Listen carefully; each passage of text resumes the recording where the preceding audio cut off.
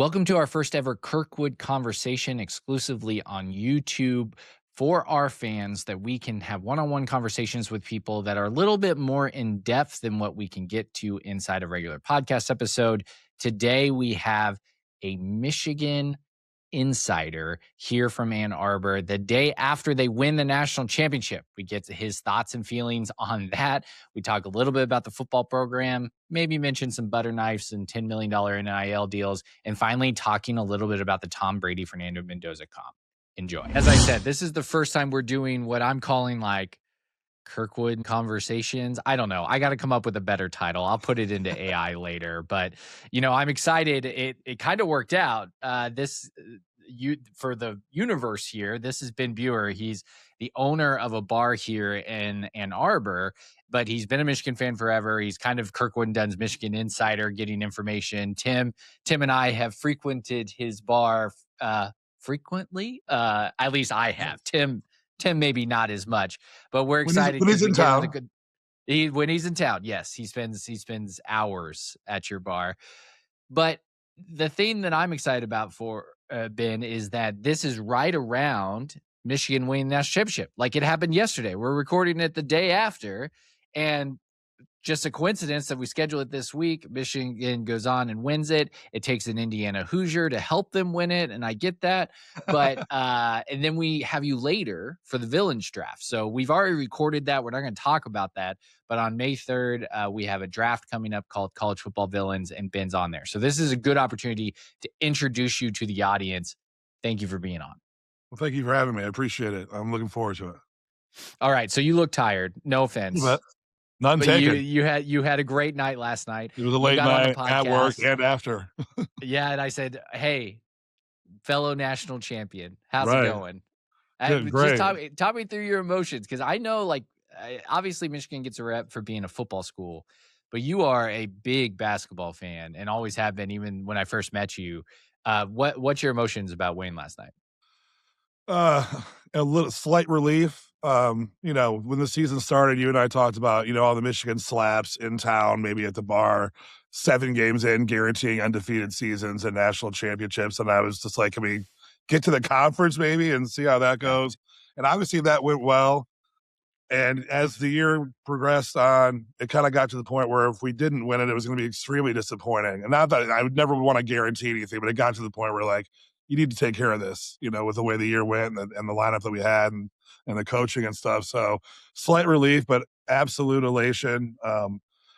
UConn made us play their game last night, and somehow we still found a way to win, shooting very poorly, missing a lot of layups, but they bared down on D, matched the physicality, and somehow got it done. And, it took till zeros on the clock, but, the bar exploded, Ann Arbor exploded, and it was just a lot of fun and a great feeling.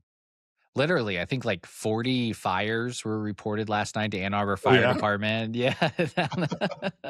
I did not hear that. Yeah, it was a party. I was asleep in bed. It was great to go to sleep last night. It was. But Ben, so you guys won in 2023, obviously a football national championship, first national championship since 1989. I got Marissa, my wife, turned to me last night and she goes, "Hey, what do you think's more impressive, winning a basketball championship or a football championship?" What's your response to that? I know the Michigan's a football school. You prioritize football. Maybe a UConn fan has a different take on it. But what is more impressive in your mind? It's hard to say. Up until the college football playoff, 4 teams to now 12. I would have said before maybe a basketball title, but now that you have to go and win 4 games, unless you get the bye, 3 games still in football, it's kind of hard to say. But they're both a one and done scenario. It's a situation where you can have your Indiana team, as good as they were, one bad day and you're out. And luckily for you that you ran through a couple of teams and then you had a tough game in the title game, but in the end you found a way to win, and that's what happened. We ran through the first 5 games, but it got tough last night. And I don't know, man, it's pretty equal. But I guess if I had to choose one, I think the college football playoff is so new, and I guess it's hard to say which one is which. But the NCAA tournament, March Madness is the best thing. 6 games is hard to do. So I guess I would say that like a 50.1. You know what I mean? Yeah, like, my answer to her was, like, football is usually the best team wins, unlike basketball, which the 6 games have some element of luck in it. Now, do I think Sure. Michigan was one of the best teams this year and could be argued the best team? Of course. That's not what I'm trying to say. Maybe in the NIL era, you might see more and more as we had 4-1 seeds, and then this year we, had some great teams that are in there. No, like, Cinderella stories, no VCUs, or George Masons running to the Final Four. Right. But there was an element of luck, like, when, Duke, I'm sorry to Indiana people that listen to this podcast, but when Duke faced Butler in the final, right? Like, they got Butler. They didn't get the best other team in terms of just talent on a roster wise. And they ended up almost losing, but they still won the game. Yeah. I think that's the thing about college football. You could argue Miami beating Ohio State, no matter what um, Miami fans would say hearing me say this, but, like, Ohio State was a better team than they were. It's just it was one game. So, like, adding the extra games in the playoffs does create some of that variance for Indiana to go in and win 16-0, Absolutely. is impressive. So, I mean, obviously, it's offensive to Michigan to compare Indiana's football national title to Michigan's football national title, or Michigan's basketball title, because Michigan's been a good basketball program where Yeah. Indiana was not a good football program, right? Like, Yeah. it's more crazy that Indiana won a national championship than Michigan in 2026 winning a basketball national championship. But I think it is an interesting conversation. I heard on a podcast just recently, do you think it's going to be impossible for a team, or a school, university, to support two major programs like football and basketball, like, be good at both programs? I mean, good question. No, I don't think it's impossible. I guess like I mean, I feel like, and like, correct me if I'm wrong on this, but I feel like Indiana's got good resources. We have good resources. Indiana historically has had a great basketball program. Haven't hasn't been great lately. I know, and I feel like you guys spent a good amount of money the last couple of years. I mean, you know better than me. But I mean, the thing is, if you have those resources and you're able to get players to come to your school or whatever, I mean, it still comes down to the coach and the players coming together and doing it, you know. But yeah, I do think it's possible. It's probably gonna be pretty rare, because not only do you need the resources, you need to have the combination of coaching and like the unselfishness that this Michigan team showed, and the come together your Indiana team showed in football.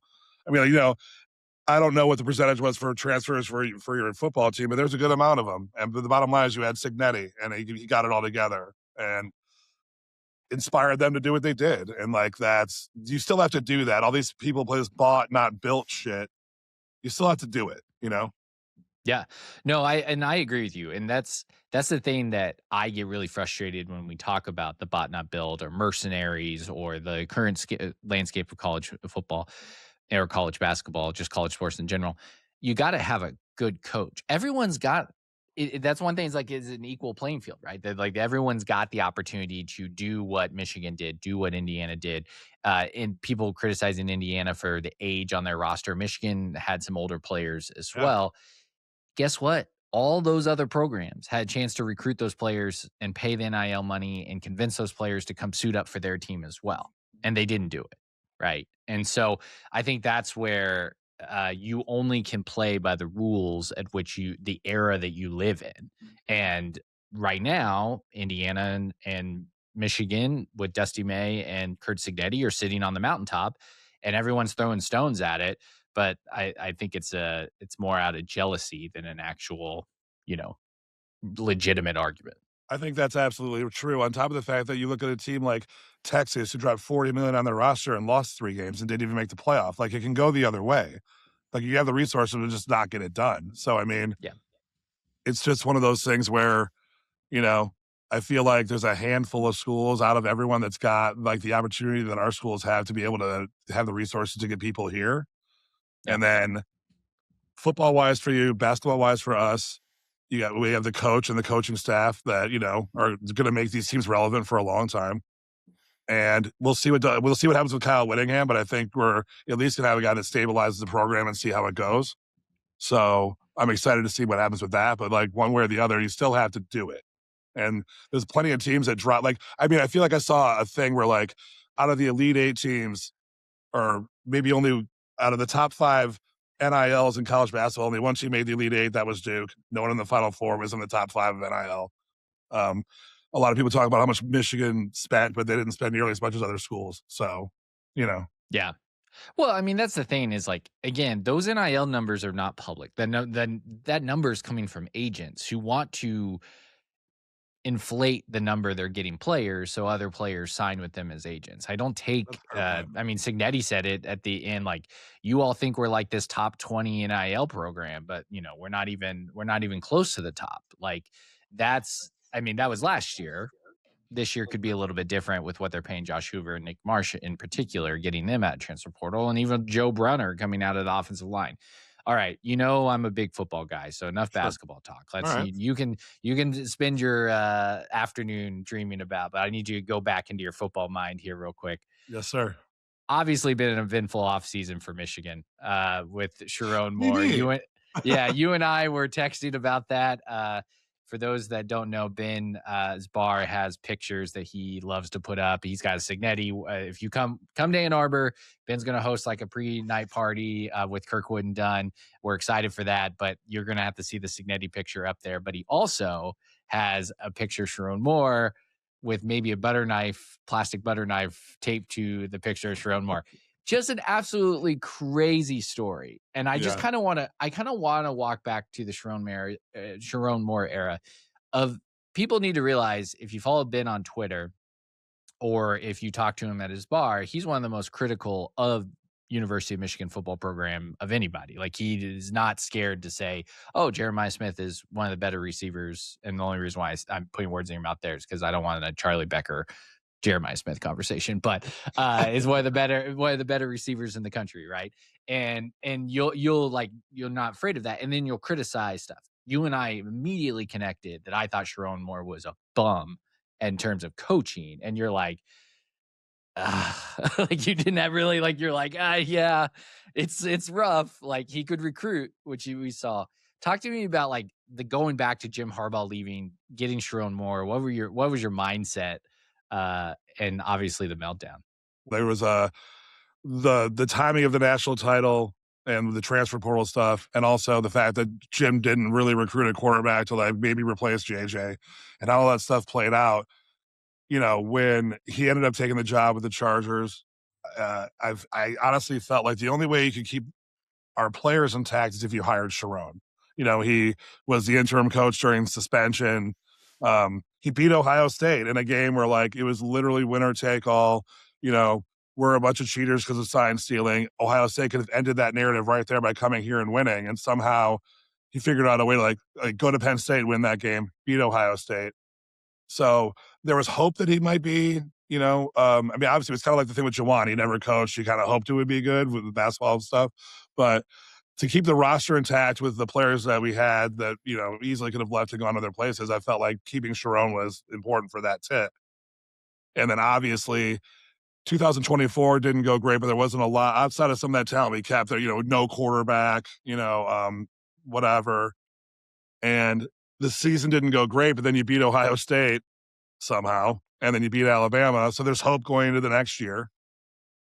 And last year was just like without knowing anything until the season ended with what was going on. It was just such a weird year. The three main games you played, you got kicked pretty good. I think they hung at Oklahoma, but still lost. USC ran through us. Ohio State got their revenge after losing 4 straight times. And then obviously December 4th happened. So, as I, far as that, I feel like as the season went on, you and I talked about, and as every week passed, I was harder and harder on Bryce and the team in general. And I had to give Bryce a little bit of a pass, considering that his coach wasn't paying any attention, didn't have a quarterback coach, which is insane in any level of college football, maybe even in the big high school programs. I'm sure they have a guy that concentrates on making sure the quarterback works on his mechanics and gets better as the year goes on or whatever. So, um, it's funny. I got a tweet or a text from someone about the fact that they had fired Sherrone, and I kind of, was like forwarding it to everyone. And, one of our regulars, Kev, who lives in the same neighborhood as Sherrone, and yeah. like the cops were in the neighborhood. And at that time, we had no idea why. Like, why would the Yeah. police be there? You know what I mean? And then all that other stuff transpired, and after the, Connor Stallion stuff, and then this, it was one of those things where, like, I was, no one's going to believe this when they hear me say it, but I was ready to disconnect, like I was kind of fed up, you know, and somehow Michigan getting out of the hole and hiring Whittingham, which is a guy that no one really talks about. A program that at this point doesn't deserve to be pulled out of the hole that they've created, but somehow could maybe be, at least, like I said a second ago, stabilized. But man, what a whirlwind. That December 4 to the bowl game. And I think we hired Whittingham maybe 5 days for the bowl game, but I mean, nightmare scenarios. Well, I mean, it's not, I don't think a lot of people disagree that Michigan's in a better place now than they were with Sherrone Moore as coach and not with the scandal, just with Whittingham's track record and just the perceived stability that he brings. Like, you never know. Like, I mean, you never know. I mean, even Indiana, like Kurt Signetti's perceived stability could all be undone by hooligans or, not making right decisions. Like, we know this in sports. But right now, Whittingham moral character has been nothing but stellar since he's been at Utah and then coming over. And so I think that is important for Michigan to not only get what is a better football coach, but also now someone who has a lot of respect around the game as being kind of running a good program. One thing that I think a lot of people don't realize, so this going back to the Bryce Underwood conversation, is that Michigan paid $10 million. Tim put him on the most overhyped quarterbacks. And the reason why he put him on the most overhyped quarterbacks list was because of the $10 million price tag. Like, if he was just a true freshman last year, came in, looked like Malik Washington of Maryland, and you're like, oh, okay, like, he can develop, he's got the tools, you can see it. But the $10 million price tag, the attention that he probably not only kind of invites on himself, but also just the recruiting services put on him. And then, of course, you've got, super fans like Dave Portnoy, like being a part of his NIL deal. So, like, and Larry Ellison's wife and like all this type of stuff, like, it's just kind of a lot of attention on him. Yeah. But I think what you had pointed out to me was that Jim Harbaugh in his last couple of years at Michigan didn't recruit anybody. Like, CJ Carr, for those who don't know, Notre Dame's quarterback is Lloyd Carr, famed Michigan coach, his grandson. And like, from my understanding, like, Michigan barely recruited him to come there. And there were like, they had JJ McCarthy, and that's fine, but like, you always got to be building for next. And it's like, did Jim have his foot out the door the last 2 years and just didn't really recruit? So Michigan, while they paid $10 million, they almost had to pay $10 million because they had nothing coming in for that. So with that, like, why do you feel better about, I mean, it's a little bit of an unknown with the Whittingham transition. Sure. But do you feel better about like the long-term building? Because Sherrone Moore did bring in some good recruiting class and good recruiting. He did. He did. And like, I think you're right about the whole, like, I think Michigan got a little desperate and that the whole $10 million price tag or whatever. And the thing with CJ was like, they assumed he was a legacy and would maybe just come through. And I think on his end, regardless of whatever, when it was all said and done, I think he did not want to go to school where he grew up, but also wanted to be in a place that was close enough for his family to come watch him play. And went to a visit at Notre Dame, fell in love with the campus, really connected with Tommy Rees, who I was obviously still not there, obviously connected with Marcus Freeman. But back to the Whittingham thing, I mean, it's interesting because a lot of the stuff that I'm seeing on social from like spring balls, like, it's more of a Harbaugh culture as far as just like, not the villainous stuff we talked about, but like the toughness, like probably the commitment to the run. The team's going to be accountable and disciplined and tough, and it's really kind of refreshing to hear all that. It sounds like they have a much more accountable schedule that they need to like be accustomed to or whatever. And the players have bought into that. I think there's a decent amount of guys that were around for there's only Sherrone was here for 2 years. A decent amount of guys are around for the last year or two with Harbaugh, whether they played or not. So I think they're reconnecting with that kind of structure. And, another thing too is like, it kind of seems like Whittingham is kind of pushed out of Utah. They have the coach in waiting. The fan base is kind of over it, whatever. So I feel like he's going to, I mean, he's 65 or 66, maybe a 5 or 6 year window here, but he's going to have a chip on his shoulder to maybe, you know, try to win a title here. And I'm not guaranteeing that at all. I mean, hoping we can contend for the Big Ten and just get in the playoff and see what we can do. But one way or the other, I think like the way they're going to play and the product on the field is going to be something to be proud of. And then obviously have a coach that's actually paying attention and not DMing OF models at halftime for 5 ways for bowl tickets will be a nice change. I mean, like Cincinnati and Dusty May have like broken the brains of their respective sports of like, why are we waiting for you to be successful after 2 years? Like, I mean, the hope is that these buyouts come down for these coaches and like, yeah, they churn and they put that money into actually buying the people that win the games and then finding the younger players. And Kyle Whittingham's age is, just a number at this point. I mean, the man is he's more fit than I am, and I'm in my 30s. Like the guy is jacked. Yeah, I think there was a thing where like he hasn't missed a workout since like 2008 or something crazy. Yeah. And like he works out with the team and apparently he's a beast and all this stuff. But like, yeah, I mean, he's all the way in it. And it's funny that his you most talk about dangerous like, thing is I think he rides motorcycles. I think that's his most absolutely dangerous activity. Remember those activity. game days where he rolled up on like McAfee and them and whatever is Harley, you know? Yeah. But back to your thing about the like Signetti and Dusty, it's like it was already a "what have you done for me lately" thing before Signetti, and now it's definitely turning into what you just said, where it's like, if you don't get this done in a year or two, like, what are we doing? You know?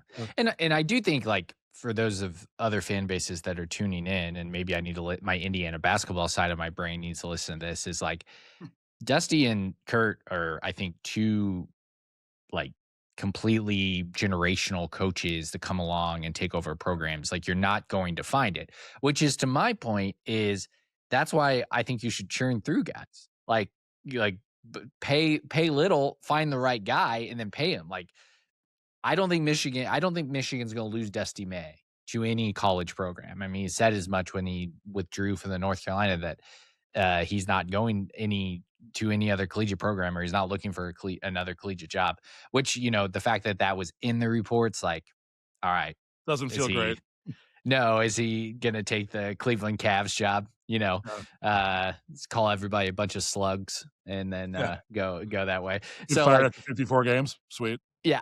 I think for Indiana, we hope Dusty jumps to an NBA job because hopefully that means that he eventually gets fired just like everyone does in pro sports and comes back to Indiana riding on, a white horse into Bloomington to save the Indiana basketball program. But one of the things that I like about you, again, we talked about this. I remember one of my first questions. I was like, Ben is a Michigan fan. I'm going to give him some provocative. I've had some Woodford. I'm going to give him some provocative statement, get his take on it. And I really mean this. And I grew up, one of the reasons why my wife and I she took the job at Michigan and I was in full support of her going to Michigan, was I've always had an affinity for the university, just to like what it's done. But also I hate Ohio State so much with every piece of bone in my body. And I'm going to have an Ohio State guy on this conversation thing to talk to him. And I have no problem telling him that, even though he's a great dude. But the thing is that the Ohio State-Michigan rivalry is so weird because the game itself is like a 50-50 matchup, in terms of just overall record. But at least in the modern era of college football, there's no doubt Ohio State's been the better program. Oh yeah. And I said that to you, and I was like, okay, Ben's going to defend Michigan. And you're like, yeah, they have been. I mean, the Brady Hoke era and the Rich Rod era and the end of the Lloyd Carr era, like all that type of stuff. So like, where does Michigan go from here in terms of building back up? Do you think that because of the NIL and transfer portal that you're going to feel like you're at the same level as Ohio State moving forward? Good question. Those 4 games in a row that we won, which pale in comparison to the 16 out of 18 that they had from 2001 to 2021. I mean, Ohio State is, when the SEC was dominating before NIL, Ohio State was the one program that would be thrown in with the SEC teams, right? Um, and I don't think that's changed. Uh, whatever we think about Ryan Day, his record speaks for itself. You know, so no, I mean, I don't. As far as programs, I think we're a notch below, but let's see what happens in the next few years. But like one way or the other, since 2001, it's been their deal.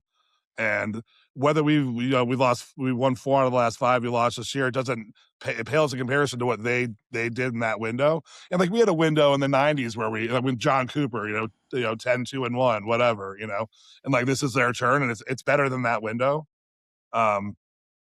They just seem to they always just reload. They seem to think that like this one quarterback's not going to work, or like they lost everyone, and then they come back and they're doing the same stuff that they do. So as far as like where we're at as programs, I mean, I think they're still a notch above, and hopefully we can figure out a way to close the gap. You know, um, Yeah. right now in the Big Ten, it's like Ohio State, Indiana, Oregon, and we don't. It's like, Penn State just went through a coaching change. We'll see what happens with that. And hopefully we can just be in the conversation of contending to maybe win the Big Ten. And like I said, get in the postseason. I can't sit here and guarantee that, we're just going to take over the thing with Whittingham. We're going to guarantee national championships, because that's not realistic.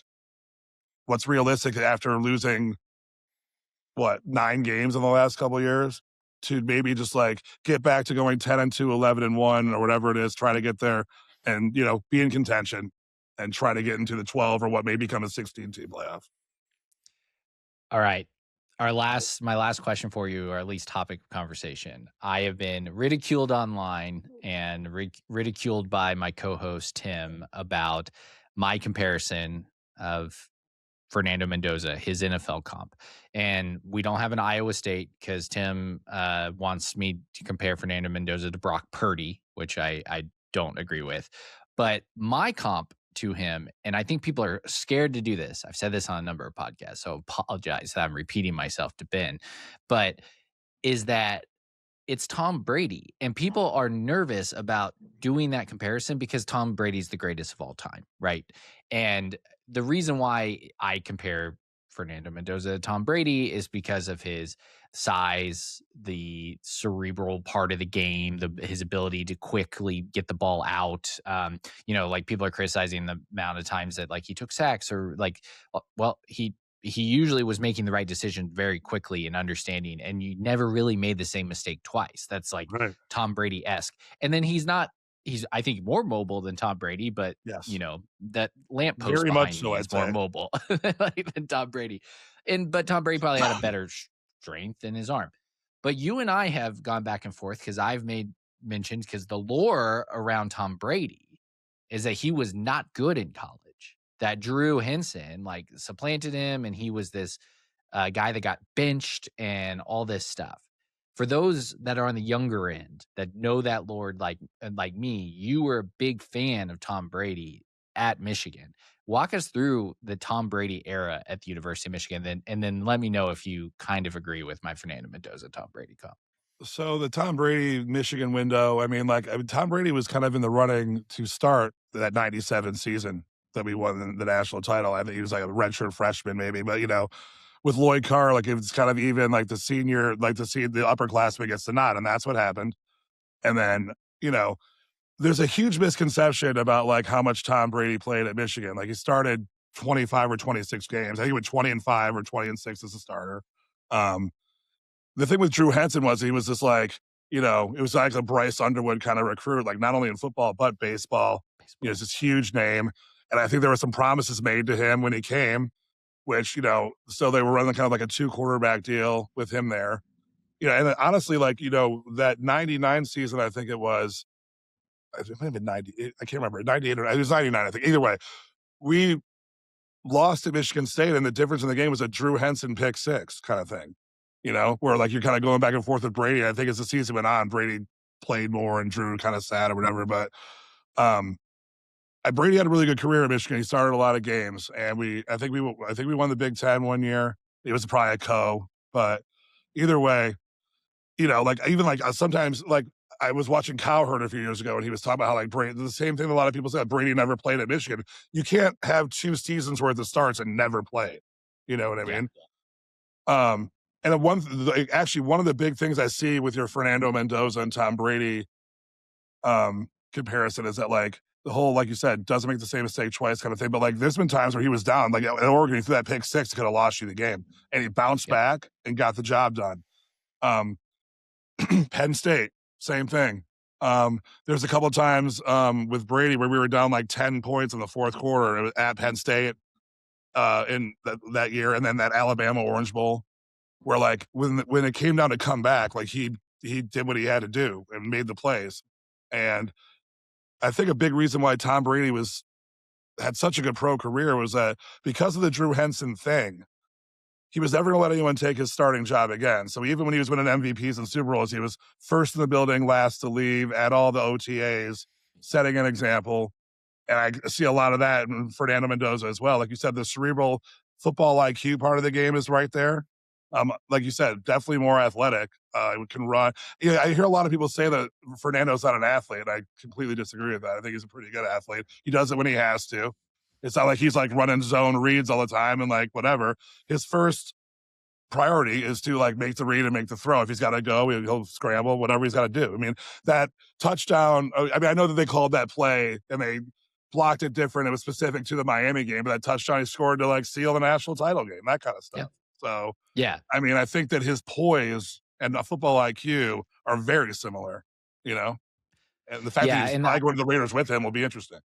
yeah, it will be interesting, and I think Alex Guerrero is hanging around the Las Vegas Raider complex, so, he can hang out with Fernando Mendoza, be his new sage like he is for Tom Brady. Right, right. Uh, so, well, Ben, I appreciate, you coming on. I know the day after the national championship, like, you've been celebrating, and I hope the celebrations continue. Congratulations on that. Congratulations on, again, having a Indiana Hoosier deliver that national championship to you. We know basketball down in Indiana, so we're excited to loan him out over to Michigan for you. Appreciate that, and the bottom line is that's exactly how it is. And like you said, when we hired him a couple years ago, I mean, grand slam hire, and it's the same thing with you getting Signetti. Yeah. And like the similarities are pretty crazy outside of the fact that you know Michigan had a pretty good program already where Indiana was not. So like those things don't match up. But like the two coaches, the way the 2 years have kind of gone, Yeah. some similarities there, and it's pretty cool. Well, you can follow Ben on Twitter at Blaine Granger, BLAINEGRANGER. Hopefully, I get a graphic underneath us to put that up there so people can see it. But there's people that are listening on audio, so you can go look at Ben. You can go follow Ben, who is very passionate and will go at people. So he's a very entertaining Twitter follow. I encourage you. But more importantly to that, Ben owns the Sports Bar West Side. If you're ever in Ann Arbor, it's the McGee's favorite bar to go to. And when Tim comes to town, it's our favorite bar to go watch games. Great TV spot. They always are changing channels. They put the game sound on.